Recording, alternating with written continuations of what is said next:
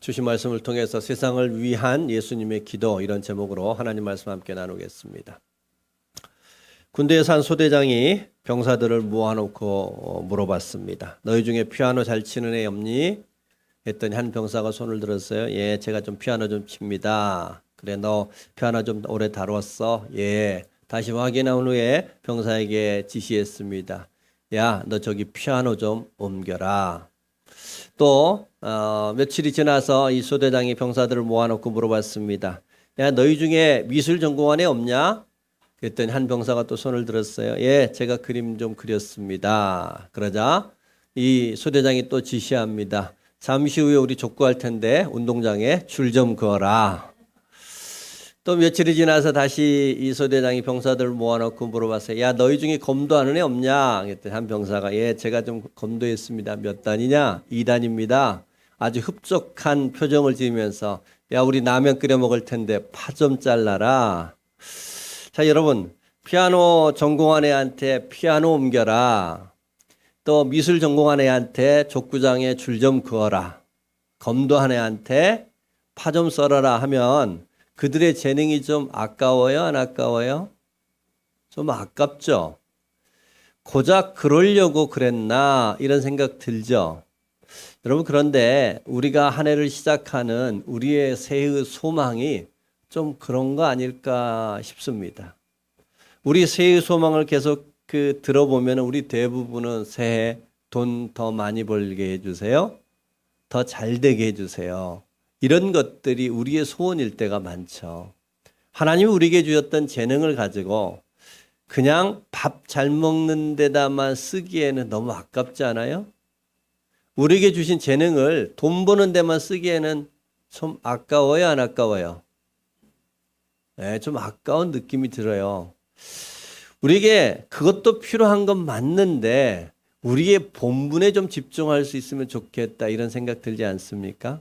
우리 새의 소망이 우리에게 주어진 그 본분에 집중하는 그런 소원이 되면 어떨까 싶은 생각을 갖습니다. 여러분, 의사의 본분은 돈 버는 게 아니라 병자를 고치는 거죠.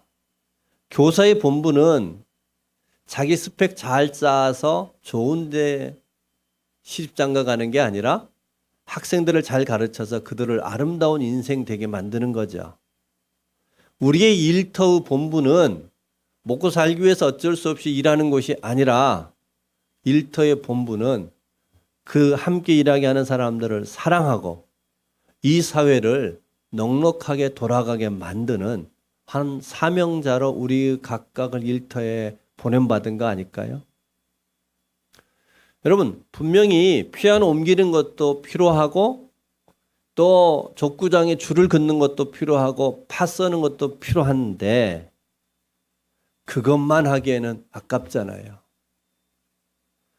피아노 전공자는 아름다운 연주를 하는 것이 본분이고, 그림을 그리는 사람은 그림을 통하여 사람의 마음을 따뜻하게 만들어 주는 것이 본분이고, 검도를 했던 사람은 그 운동을 통해서 바른 예가 무엇인지를 알게 만드는 것이 본분인 것처럼 올 한 해 우리의 삶이 좀 더 본분에 충실할 수 있기를 소망합니다.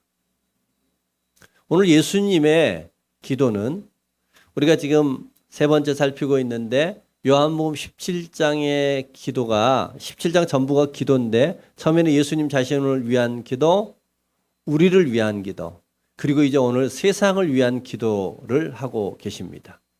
예수님이 세상을 위한 기도는 결국 우리가 살아가야 될 이 세상에서 우리의 본분을 잊지 않고 그 본분에 충실하며 살아가도록 하시는 기도이기 때문에 오늘 우리에게 주셨던 이 기도의 말씀을 통해서 2019년 한 해 동안에 우리에게 허락됐던 이 세상 속에서 어떤 본분을 가지고 살아갈 건지를 생각해 보는 시간이 되었으면 좋겠습니다. 여러분, 우리의 소원 속에 하나님의 소원을 좀 집어넣었으면 좋겠다는 겁니다. 왜냐하면 우리의 소원보다 더 좋은 소원을 가지고 계시고 우리에게 더 유익한 소원을, 더 실패하지 않을 소원을, 우리에게 가장 복될 소원을 가지고 계시는 그 하나님의 소원이 우리의 소원 안에 담겨질 수 있었으면 합니다.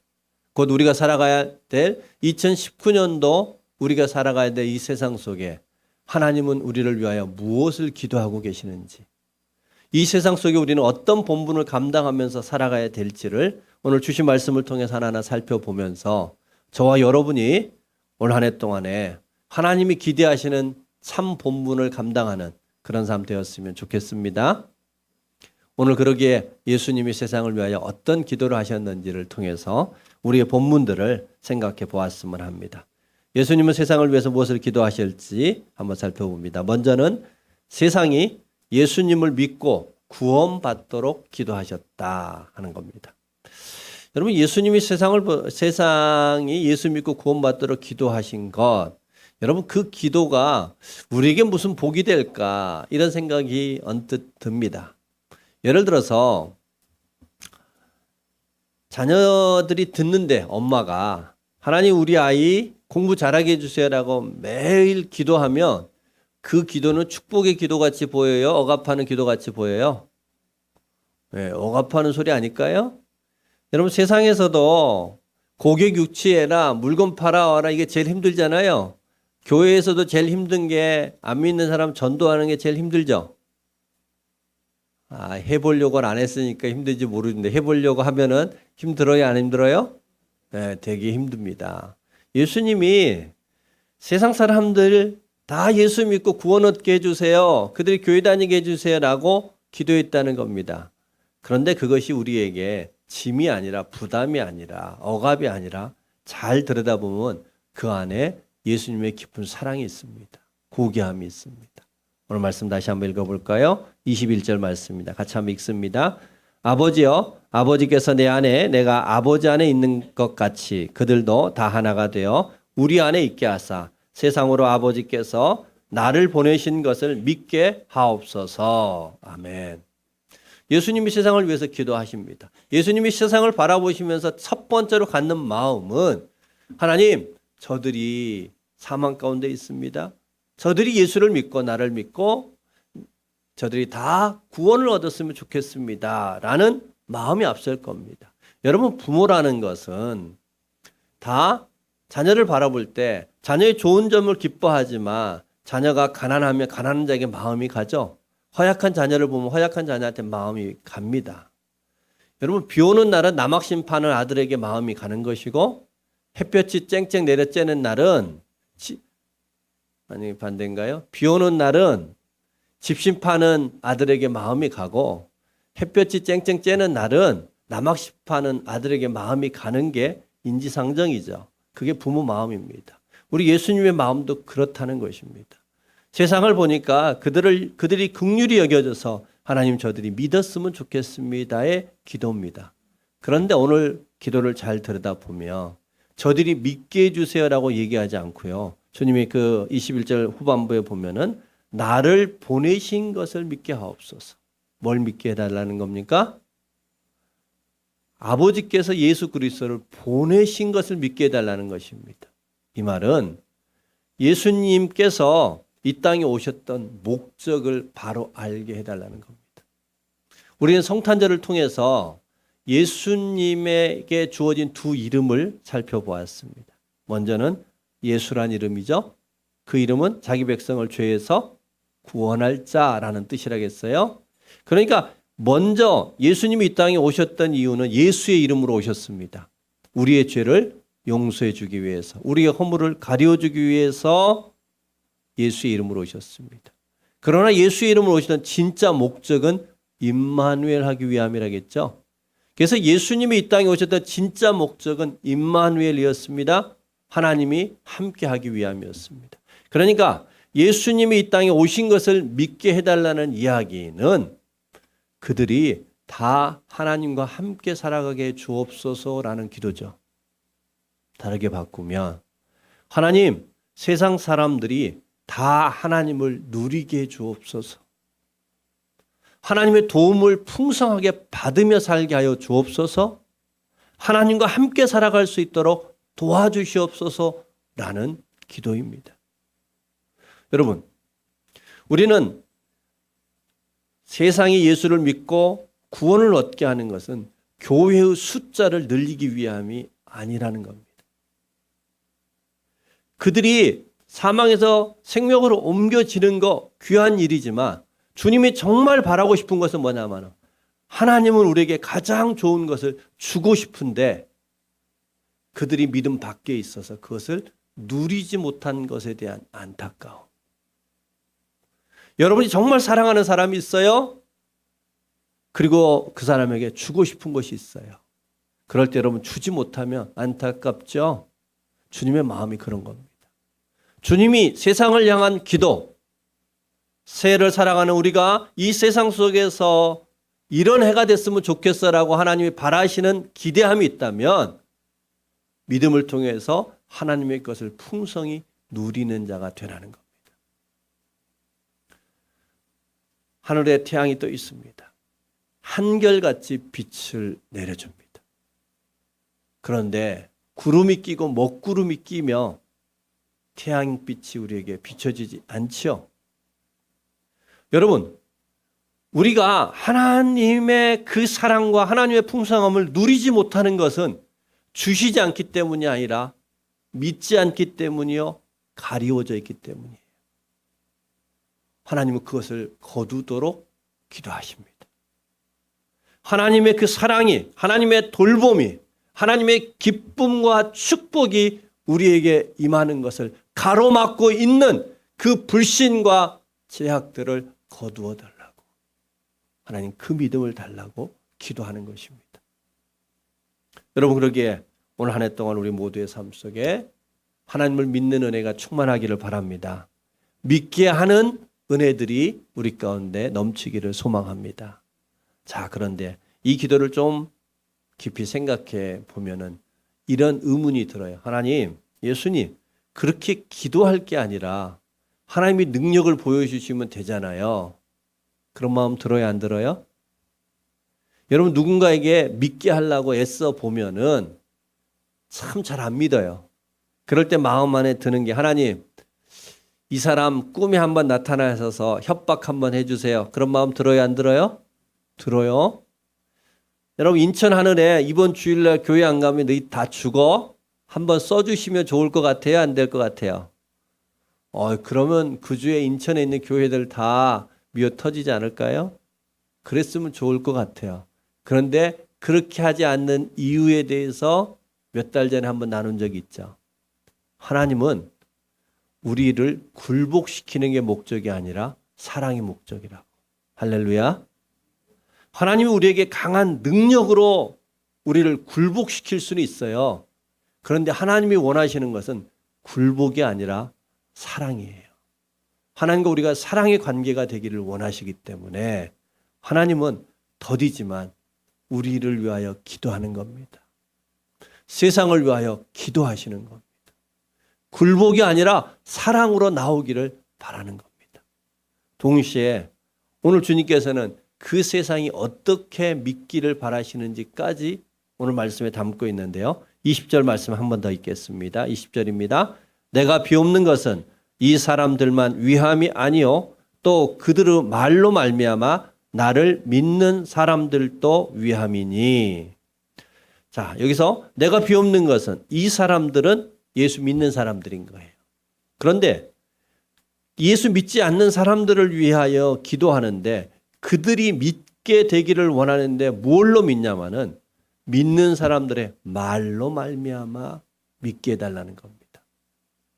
여러분, 예수님은 세상이 믿게 해달라고 기도하면서 그들이 하나님을 만나게 해달라고 기도하면서 구원을 얻게 해달라고 기도하면서 그들의 믿음은 철저히 믿는 사람들의 말을 통해서 믿게 해달라는 기도를 하고 있습니다. 제가 이 말씀 보면서 그런 그 하나님 앞에 마음이 들었어요. 하나님, 예수님, 아니어도 너무 아닌데요. 저와 여러분의 말 여러분은 신뢰하세요? 여러분 말 여러분이 신뢰해요, 못해요? 나만 못하나? 여러분, 우리의 말이 얼마나 앞다르고 뒤따르고, 그죠? 시작 다르고 끝 다르고 이럴 때가 얼마나 많아요.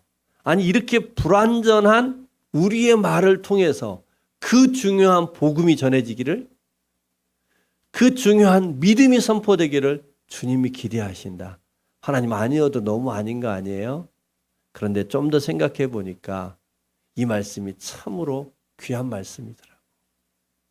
뭐냐면은 우리의 부족한 이 입술이 하나님을 나타내려고 하고 복음을 전하려고 하잖아요. 그러면 이 입술의 말을 하나님이 붙들어 주신다는 거예요. 하나님이 책임져 주신다는 거예요. 여러분, 청와대 대변인의 말은 그 사람의 권위가 아니라 대통령의 권위가 묻어 있죠? 담겨 있죠? 여러분, 우리가 하나님을 나타내려고 하면 우리의 입술에 그 부족한 말을 하나님이 붙들어 주신다. 하나님이 우리의 말에 하늘의 권위를 부여해 주신다. 이런 약속이 담겨 있다는 겁니다. 우리가 우리의 입술을 통해서 누군가를 살리려고 하면 그가 살아나고, 누군가를 축복하며 그 축복이 임하고, 누군가의 결박을 끊는 선포를 하면 그 선포대로 응하여 지더라는 겁니다. 그래서 우리는 기도에 대하여 7가지 단계를 얘기하면서 제일 높은 단계의 기도를 선포라고 얘기합니다. 우리의 기도 중에 가장 위대한 기도는 예수의 이름으로 선포하는 것입니다. 그러면 하나님이 들으신다는 겁니다. 하나님의 권위를 그 선포에 부여해 주신다는 얘기입니다. 저는 새벽에 집에서 교회를 올 때에 자꾸 라디오를 틀고 싶은 유혹이 생겨요. 졸음도 있고 그러니까.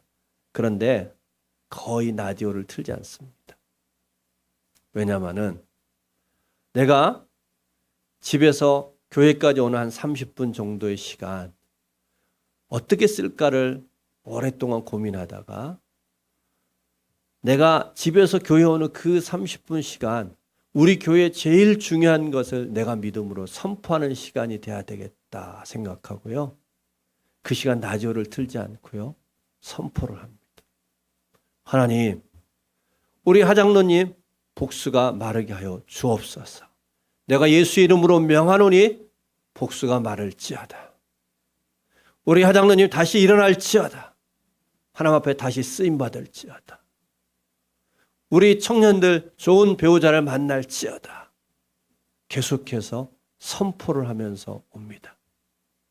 왜냐하면 그 기도가 가장 위대한 기도라고 저도 믿기에 하나님 아버지 앞에서 하나님 내 말이 비록 나는 부족하나 내가 하나님을 향하여 믿음으로 외칠 때 하나님의 권위가 부여되고 하나님이 일하시는 줄 믿사오니 부족한 입술을 가지고 선포합니다.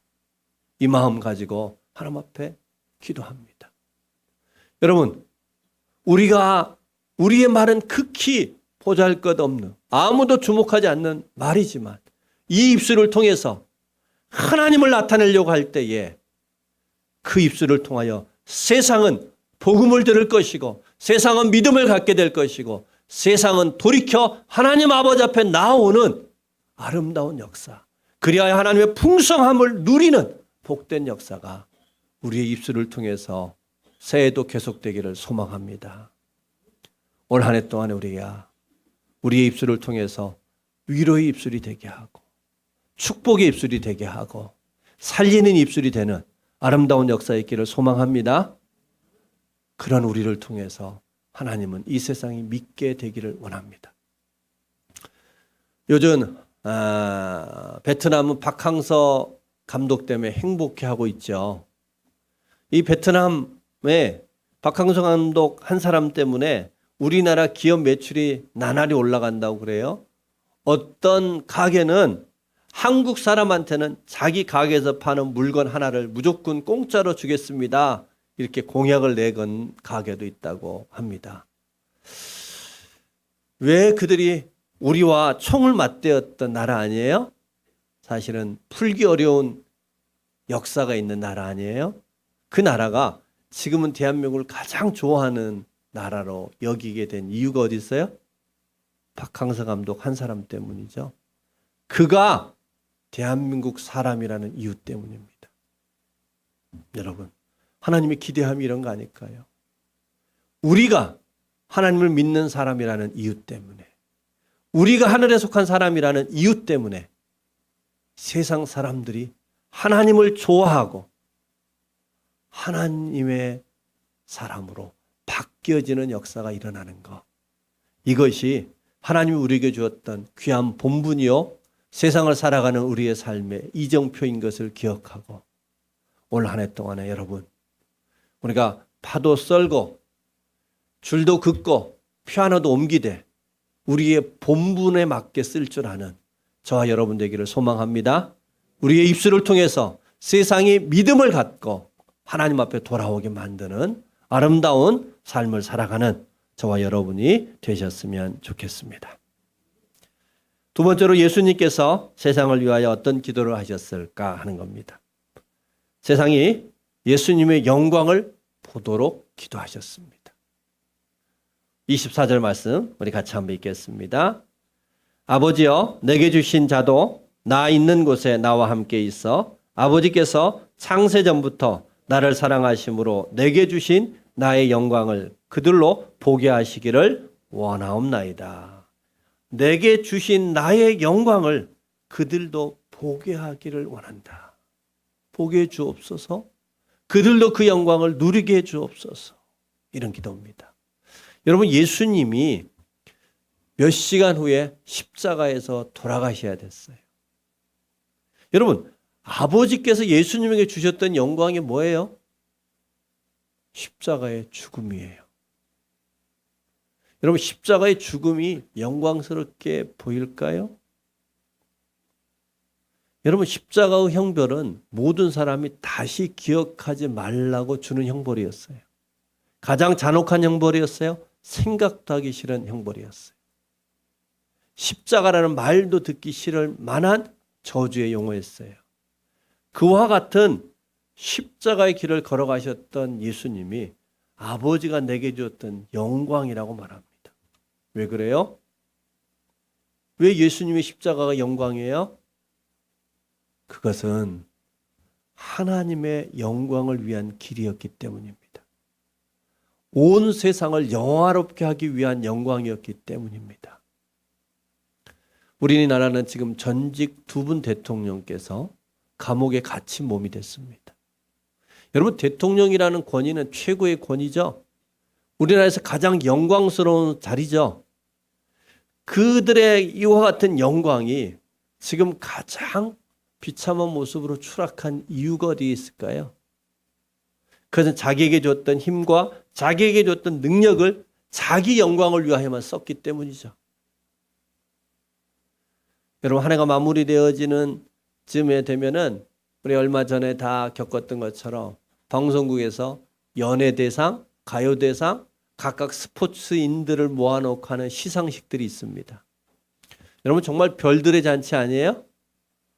여러분, 그냥 배우 자체로도 빛나는데 시상대에 나올 때는 그 배우가 1년 중에 가장 아름답게 꾸미고 나오죠. 그래서 그냥 안 걷고 어느 길을 걸어요?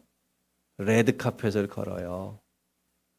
그 중에서도 그 해에 가장 영향력이 있었고 감동을 줬던 사람들에게 시상을 합니다.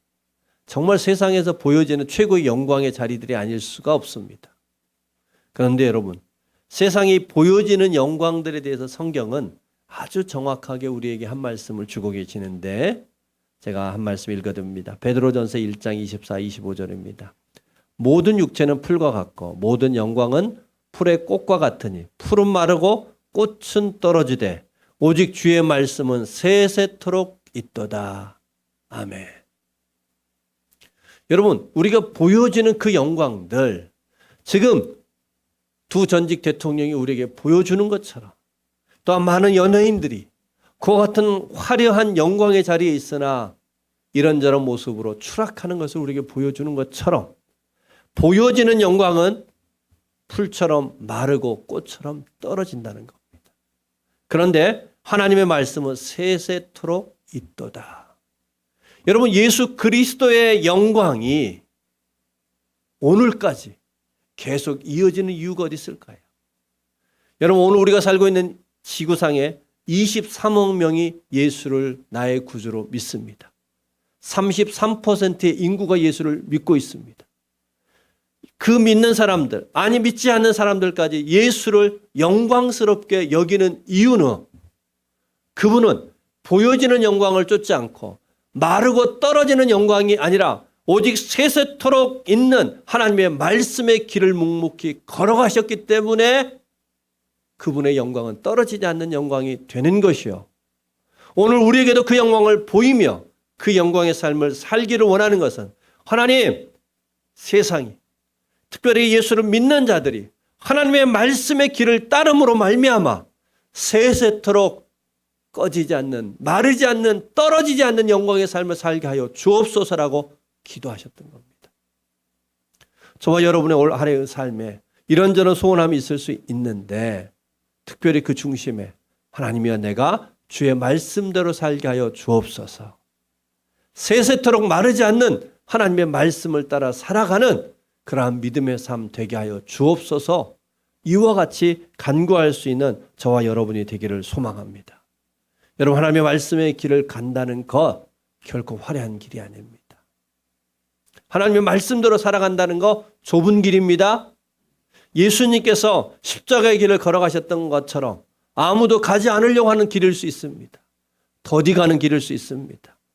느리게 가는 길일 수 있습니다. 돌아가는 길일 수 있습니다. 그럼에도 불구하고 하나님의 말씀대로 살아가는 인생은 반드시 세세토록 영광스럽게 될 줄로 믿습니다.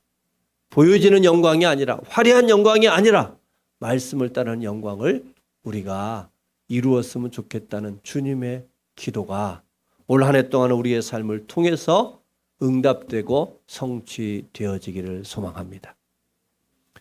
우리나라 믿음의 선진들 가운데 가장 위대한 신앙이요, 또한 모두가 존경하는 믿음의 선배가 있다면 아마 주기철 목사님이지 않을까 싶습니다. 여러분, 주기철 목사님의 삶을 들여다보면 화려한 게 없습니다. 우리가 부러워할 만한 게 없습니다. 여러분, 그 당시에 많은 사람들, 이 땅의 많은 목회자들은, 교회는 일본의 신사참배 앞에 다 합리화하고 타협하면서 다 신사 앞에 절호했습니다. 그런데 주기철 목사님은 하나님의 말씀에 거슬리는 것이기에 나는 그와 같이 할 수 없다. 그리고 묵묵히 말씀의 길을 걸어가신 분입니다. 하나님의 말씀을 따라서 신사참배를 거부하셨던 분입니다. 그것 때문에 일본군으로부터 많은 핍박을 당하셨습니다. 물에 고춧가루를 탄 그 물로 눕혀놓고 코에 붓는 물 고문부터 시작해서 판자에다가 못을 받고 그것을 돌려서 그 못 위를 걸어가게 하시는 고문,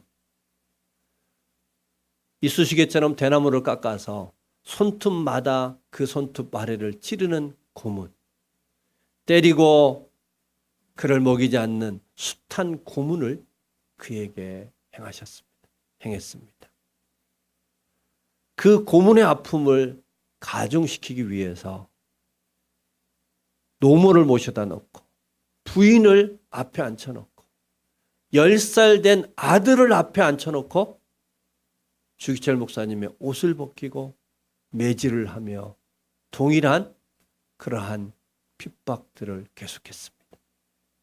그럼에도 불구하고 주기철 목사님은 한결같이 그저 본인은 묵묵히 주의 말씀을 따랐을 뿐입니다. 결국 그분의 목숨이 다 되어가는 것을 알고 사모님을 면회를 하겠습니다. 주기철 목사님은 이제 이게 마지막 면회라는 것을 직감했던지 면회원 부인에게 자기의 어머니와 자기 섬겼던 교회를 부탁합니다. 사모님이 마지막으로 목사님 더 할 얘기 없으세요? 물어봤더니 주기철 목사님의 마지막 이야기는 여보, 나 따뜻한 숭늉 한 그릇 먹고 싶소. 십자가상에서 예수님이 목마르다고 고백했던 것처럼 따뜻한 숭늉 한 그릇 먹는 것이 소원이었던 그러한 소박한 길을 걸어가셨던 분입니다. 그럼에도 불구하고 그분은 오직 말씀을 지켰기에 말씀이 그분을 지켜 이 땅에 가장 영광스러운 그리스도인으로 칭송받게 하였으며 그분이 지켰던 그 말씀이 이 땅을 해방하게 하였고 그분이 지키려 했던 그 말씀이 이 나라를 복음화시켰고 그 말씀이 이 땅을 부유하게 만들어 주었습니다. 여러분, 말씀을 따르는 길은 예수님의 십자가처럼 주기철 목사님이 묵묵히 걸어갔던 것처럼 화려해 보이지 않습니다. 아니, 오늘 우리에게 말씀의 길은 예수님의 십자가나 주기철 목사님이 신사참배를 거부했던 것 같은 그런 고난의 길이 아닙니다. 오늘 우리가 말씀을 지키려고 하는 것은 조금 천천히 가는 정도입니다. 조금 돌아가는 정도입니다. 좀 더 다른 사람으로부터 화려한 조명을 받지 않는 것뿐입니다. 우리에겐 그런 고난이 없습니다. 여러분, 조금 더디가 될지라도 좀 더 천천히 갈지라도 돌아갈지라도 올 한 해 동안에 하나님의 말씀을 붙들고 그 말씀의 길을 걸어갈 줄 아는 우리 모두가 되어졌으면 좋겠습니다. 그리하면 하나님의 말씀이 우리를 지킬 것입니다.